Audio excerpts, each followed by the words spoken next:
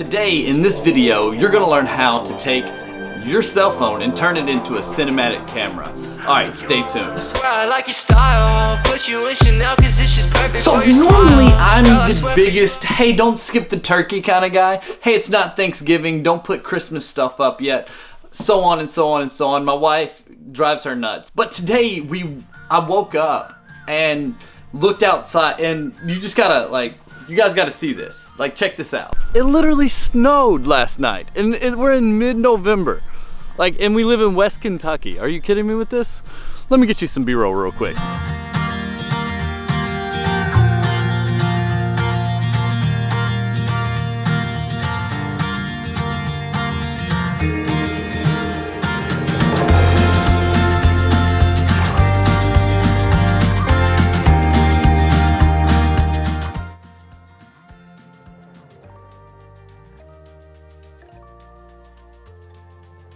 It is so cold out there. So the next thing I'm gonna do is I'm gonna get right into the B-roll. But first, I just wanted to how awesome is this hat, right? I mean, come on. Let's go. Mohawk ready. They're in, right? They're in, like mullets? They're in, everything's in. Mullets are in, Mohawk's gotta be in, right? So that snow has me in the mood for Christmas time. I can't get the hat on. I thought I would do some cinematic B-roll of me filling up my Operation Christmas Child box. Operation Christmas Child, around this time of year, means a lot to me and my family. Every year we try to do at least one box, if not more if we can. What we do is you get a shoebox and you fill it up with gifts, and they send it over to kids overseas. And it's a really cool organization, and I'm only gonna use my cell phone to film this. What I'm gonna do is I'm gonna show you how to film that and turn it into something cinematic. All right, stay tuned.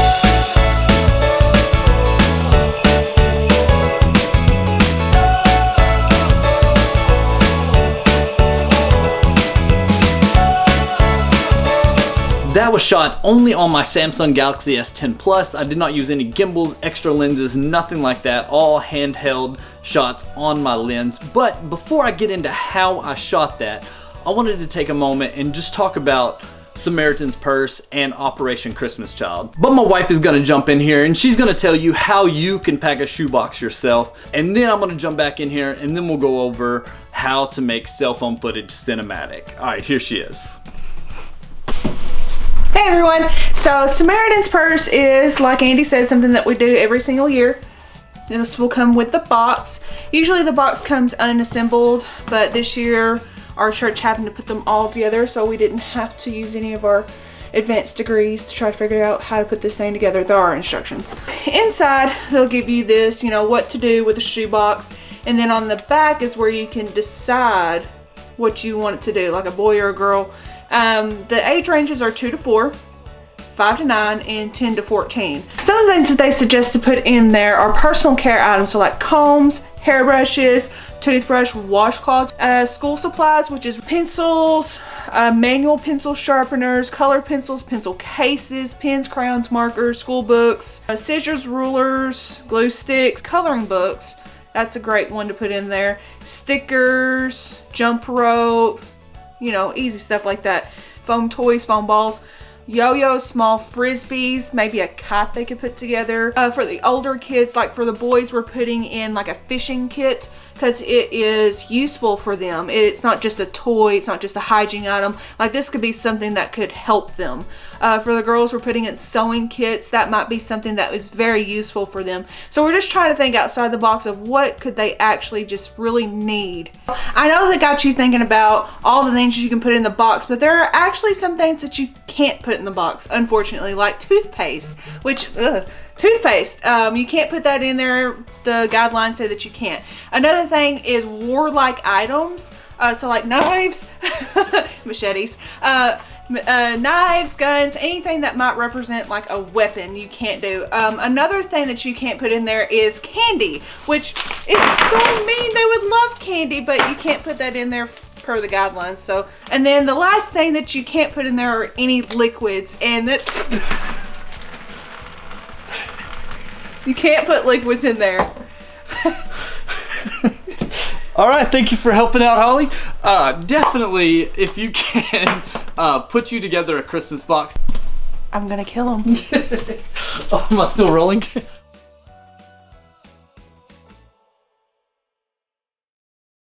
What really looks cinematic is whenever your footage is just stable, whenever it's really smooth and just buttery, whenever it looks so nice and just little fluid motions where you don't notice a camera shake.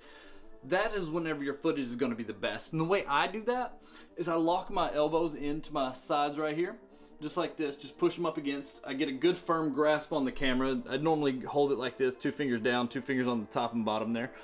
And then just 1 finger up the side and my thumb on the bottom. And then I find out where I want to go from. So if I wanted to film this lens, I would film it right here, and then I'd be like, okay, I want to start facing this way. And I would just bring it in and never move my arms. I use my body to push that in. You see how that works? And that will keep your footage a lot smoother. Whenever you do this, there's like a little wobble. Whenever you're just pushing the camera out, there's a little wobble.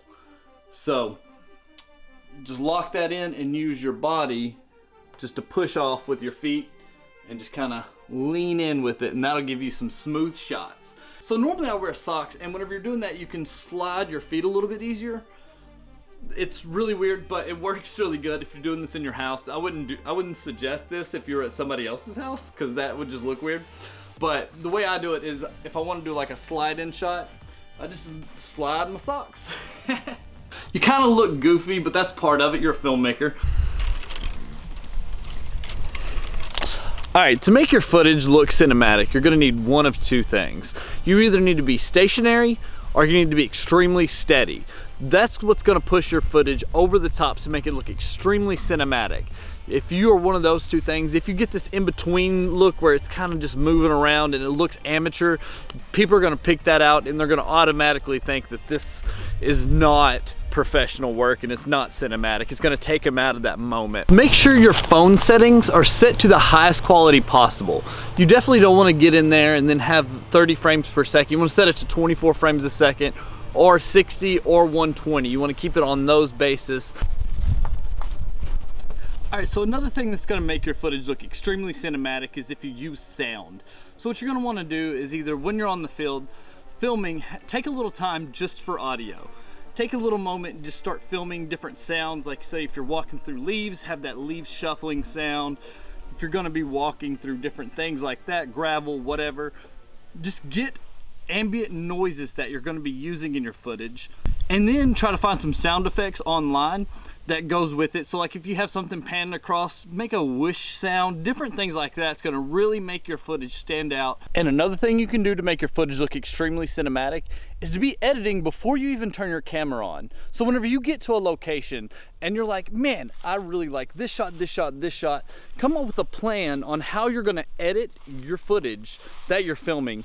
So that way, whenever you get into post, you know exactly what you're wanting to do. And another tip that I would give is don't wait a few days to edit your footage.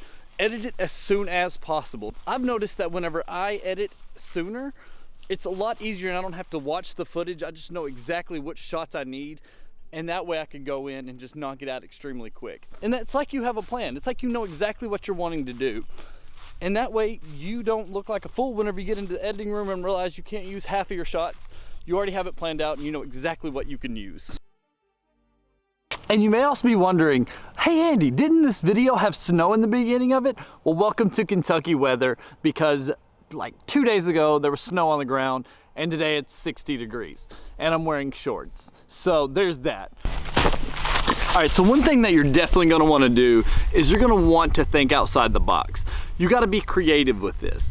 To make it look cinematic, you gotta have some stuff passing in front of the frame, different things like that. Just show some depth of field just to get this really cinematic look across. Definitely use slow motion for this. It definitely helps whenever you're trying to have something pass in front of the camera and different things like that. Definitely makes it look a lot better and a lot more professional, a lot more cinematic. So in order to get this awesome cinematic footage that you're trying to find, definitely use all these tips together. If you start using them all together, your footage is going to look 100% more cinematic. It's going to look better, it's going to look cleaner. So definitely use all these tips and tricks together and add some of your own in there. Add your own little flair in there to make it your project. Thank you for watching this video. I know this time of year a lot of people focus on being able to give back, and Operation Christmas Child is definitely a way to do that. You can be able to give a Christmas to a child who's never had one before. They share the gospel with these kids, they lift them up, and they give them gifts that they would never receive before. So go to SamaritansPurse.com, Operation Christmas Child. Be sure to check this organization out and get your box in. The deadline is very soon, so get on that right now. All right, thank y'all very much, and be sure to give back and subscribe below. Hit the like button, hit the bell so you know when my next video is coming out. All right.